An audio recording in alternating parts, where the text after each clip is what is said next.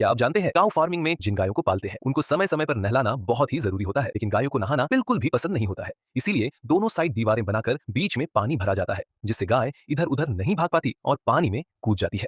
लेकिन यह कोई नॉर्मल पानी नहीं होता है, बल्कि इस पानी में ऐसे केमिकल डाले जाते हैं जो गायों के शरीर पर चिपके हुए खून चूसने वाले कीड़ों को मार देते हैं। और तो और आजकल गायों से ज्यादा दूध पाने के लिए उनको आर्टिफिशियल घास खिलाई जा रही है, जो लैब में कम पानी में और कम खर्च में तैयार हो जाती है, और इनको उगाने में मिट्टी की जरूरत भी नहीं पड़ती है।